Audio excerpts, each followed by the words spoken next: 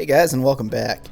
Today we're going to do something a little bit different. We're going to take a look at the US Model 1 Sega Saturn.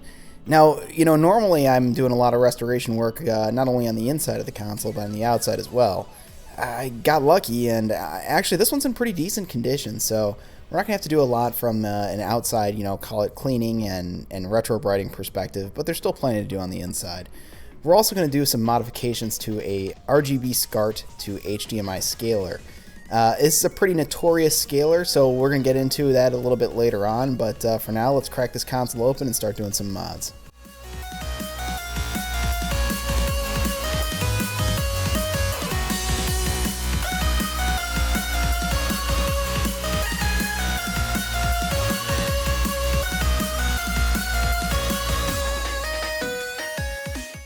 So I've applied some flux to the legacy BIOS, and I'm going ahead and using my hotter rework station to remove it.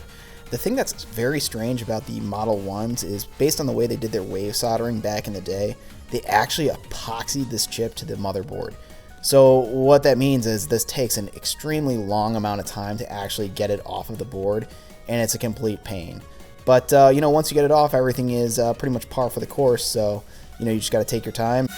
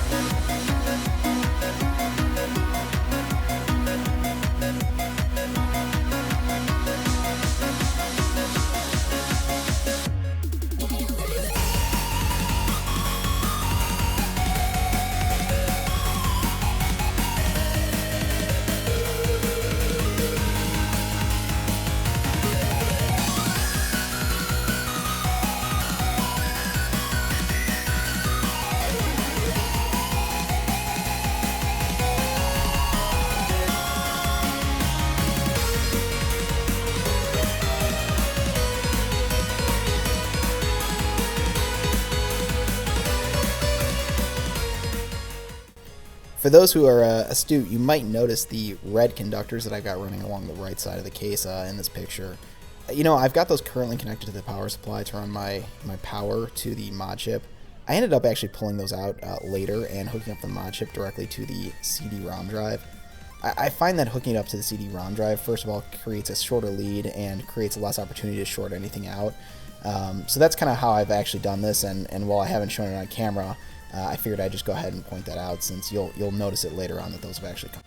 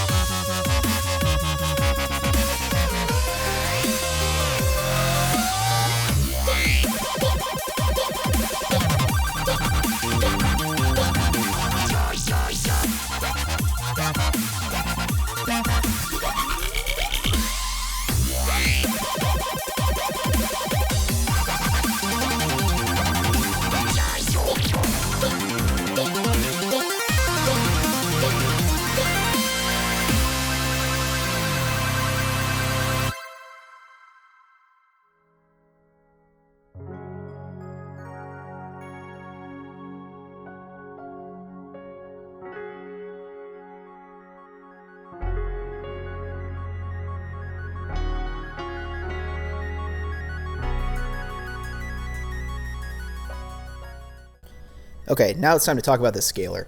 This is a notorious scaler. The reason why I say it's notorious is because it's a inexpensive scaler. You can literally get this thing for 35 bucks off Amazon.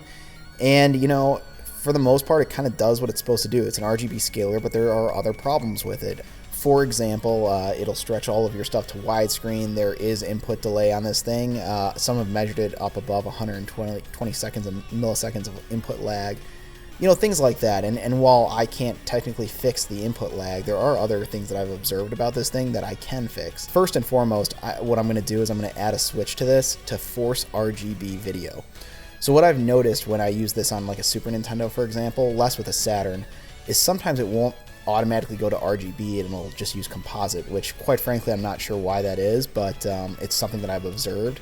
So what I'm going to do is I'm going to add a switch here to force it into RGB. The second thing that I've observed with this thing is that the actual video quality has some noise in it. And I've actually figured out what that noise is caused by. It basically comes down to the fact that they used an extremely cheap and poorly made power cable. So what I've done is, or what I will do is I will basically convert all this to run off of a USB cell phone charger, and it's basically going to run super clean, and the video is going to be absolutely fantastic out of it with no noise. So both of those, should help improve the quality of the scaler quite a bit. It still won't fix the fact that it's widescreen, but you can set your TV to 4:3, and it won't fix the fact that you have input lag, but honestly you get input lag with every scaler, including the FrameMeister. So anyway, just thought I'd kind of point out what I'm actually doing here as I'm going through and making the modifications to this thing.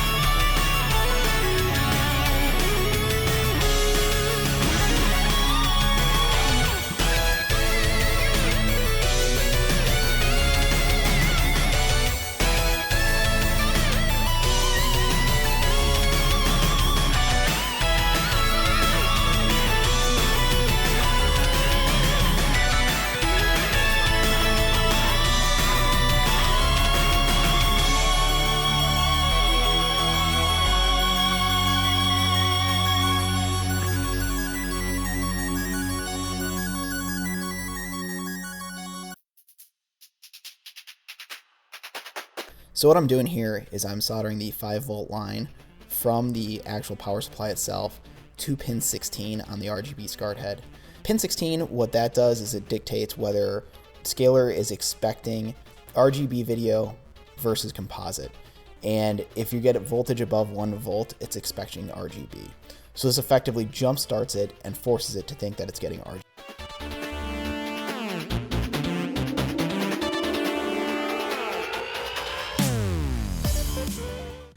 Okay, now onto this power cable. So I've cut off the power cable from the actual wall wart itself, and right now I'm stripping back the wiring on that, and I'm pre-tinning all that, and I will connect both the positive and negative of this to a USB cable.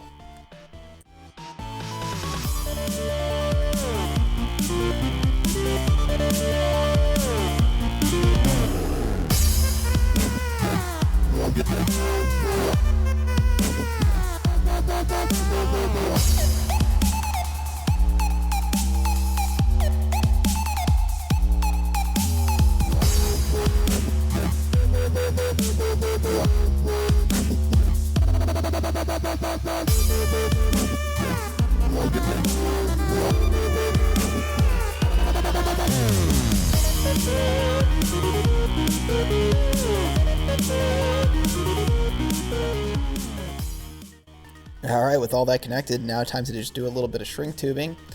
Make sure nothing shorts on itself, and that's it. We'll get nice and clean electricity from a cell phone charger. It's going to make the picture look a lot better with no noise.